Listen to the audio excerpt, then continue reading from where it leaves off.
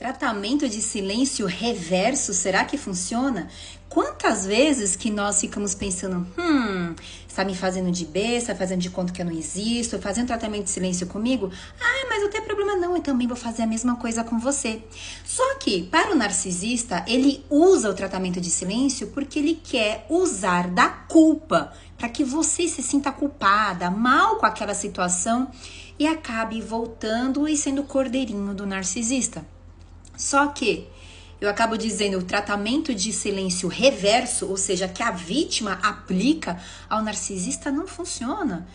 E sabe por quê? Por uma razão muito simples. Narcisista não sente culpa. Ele sempre vai ser o dono da razão. É sempre ele o centro das atenções e é ele que tem que inverter a situação para você sempre se sentir culpada e estar sempre rastejando.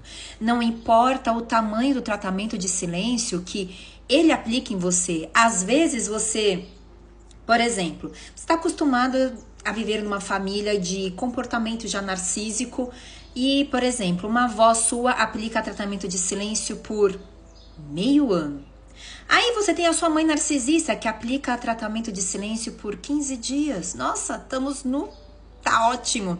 E aí você se casa com um narcisista que aplica tratamento de silêncio de 3 dias. Nossa, pra você é uma bênção. E você acha isso que é tudo muito normal. Ah, já que a minha família faz isso e que inclusive a minha avó já até saiu de casa, a minha mãe não conversava com meu pai, ficava dias fazendo de conta que a pessoa que tá sendo castigada é pior do que um espírito, que um fantasma, porque a gente sente o espírito, né? E você fica nessa, você já aprendeu essa dinâmica e acha que o tratamento de silêncio é ok, é normal. E que se o narcisista aplicou para você tratamento de silêncio, você também não vai na cara dele, você também não vai responder as mensagens e vai fazer de boa. Só que tem um grande detalhe, além do narcisista não sentir culpa, você fica passando muito, mas muito mal. Porque você, não vou nem dizer a cada dia que passa, mas a cada minuto que passa em que você está aplicando o tratamento de silêncio e você percebe que o narcisista continua na mesma, e ele vai continuar. Você pode aplicar o tratamento de silêncio pela mesma proporção, no mesmo tempo que o narcisista aplica. E aí, às vezes, você pensa, ganhei. O narcisista não tá mais... Eu acho que ele se arrependeu daquilo que fez, criou consciência e viu que ele realmente errou e agora me procurou. Só que o narcisista, ele nos procura não porque ele se arrependeu ou porque você conseguiu passar a mensagem que ele pisou na bola e que o tratamento de silêncio realmente, pegou pesado. Não. É porque ele precisa de você como suprimento dele. Às vezes, por exemplo, você tem um ascendente seu que aplicou tratamento de silêncio em você e você muito indignado com a falta de humanidade, de... decência mínima, você pensa, não, você não vai me tratar dessa maneira. E tenta colocar limite. E o limite que às vezes a gente consegue fazendo com o narcisista é o tratamento de silêncio, mas não funciona, tem que ser o contato zero. E aí o que acontece? Passa um tempo, aquela pessoa, ela precisa de você.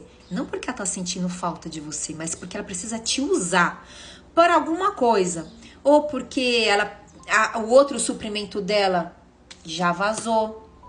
Ou porque tá aplicando tratamento de silêncio naquele outro suprimento dele. Ele não tem mais suprimentos e sobrou você, o qual estava também recebendo tratamento de silêncio.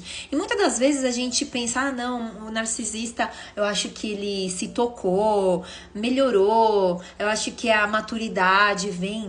Isso não existe, porque o relacionamento com o narcisista é um eterno relacionamento infantil. O narcisista não cresce, como eu digo, é um transtorno de personalidade, não só eu digo, né? Quem sou eu?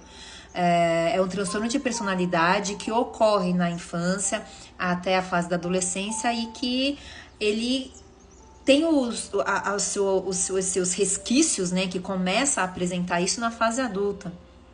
E a pessoa fica estagnada ali. ela não tem a maturidade, ela não desenvolve. Então você pode pegar uma pessoa de 40, 50, 70 anos, narcisista, jamais vai ser sábio. O que ele aprendeu na vida foi sim em manipular as pessoas, em conseguir aquilo que ele quis, da maneira que ele quis, e ele sempre se coloca como o centro das atenções, e ele sempre se coloca como vítima e como uma pessoa de grande destaque, mesmo não sendo de destaque. E principalmente se você, por exemplo, é filha de uma narcisista, a concorrência da mãe narcisista com a filha é muito maior. Seria menor se tivesse o filho. Geralmente o filho homem é considerado como a criança adorada e a filha mulher é considerada como o bode expiatório, onde todas as culpas, todas as desgraças que a narcisista não conseguiu alcançar na sua vida é tudo culpa da filha mulher. E se for filho único, aí não tem escapatória. E todas essas, a criança dourada, o bode expiatório, criança invisível, é tudo colocada numa coisa só. Então, muitas vezes a gente acostuma por ter sido criado numa dinâmica narcísica e tá aplicando tratamento de silêncio em mim, você também vai ver o que é. Só que quando o narcisista ele volta a conversar com você, por N razões, principalmente porque o outro suprimento dele acabou e ele precisa de você para você voltar para ele, ele nunca vai achar que ele errou, que aquela conduta que ele teve foi errada. Muitas das vezes, quando nós pegamos o narcisista no flagra, ou como alguns aqui escrevem para mim, mas doutora, não tem como porque eu tenho tudo printado, ele não tem como confrontar aquilo à prova. Gente, não se esqueça, narcisista, ele é mestre em manipulação. Da mesma forma que você conseguiu printar e tal, ele vai tentar reverter de alguma situação, algum outro evento passado, para você sentir culpa, para ele sempre se sair ileso e você é a culpada de tudo. Ainda que, por exemplo, neste fato, por exemplo, você tem um fato A que você conseguiu ali, que ele não tem uma prova irrefutável, que não tem como, ele vai fazer de conta que aquilo não existiu, que aquilo é coisa da sua cabeça, ou que não vai mais tocar no assunto. Ele vai procurar outros meios de provas, outras coisas, para poder inverter a situação, para você se sentir culpada. E aí a gente sempre, quando volta com o narcisista, isso quando, por exemplo, principalmente quando é ascendente, que fica difícil, principalmente porque o direito, ele nos obriga em não abandonar pai e mãe, os avós, desculpa, somente em abandono afetivo, todas essas coisas, então fica muito mais complicada para quem é vítima de narcisista e possui pais narcisistas.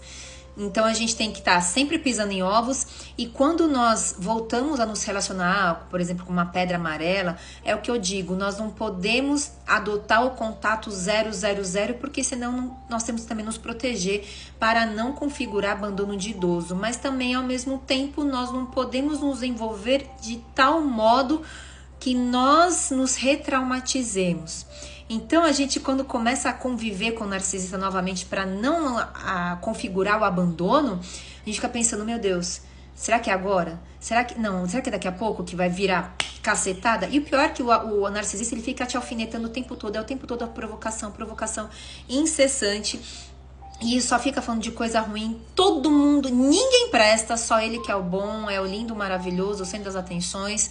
O resto do burro, idiota, incompetente, e só ele é que serve. E isso acaba nos desgastando. Então, lembre-se, se você estiver pensando em aplicar tratamento de silêncio com narcisista, isso não resolve, porque ele não tem culpa, ele não sente culpa. Nós precisamos adotar, sim, o método da pedra cinza ou da pedra amarela, e o principal, se puder, o contato zero, mas cuidado para não configurar abandono de idoso. Espero que eu tenha te ajudado, curta e compartilhe o máximo possível para nós ajudarmos mais pessoas. Siga-me nas principais redes sociais em Adjudando, a advogada sempre te ajudando. Fique com Deus e já deu tudo certo.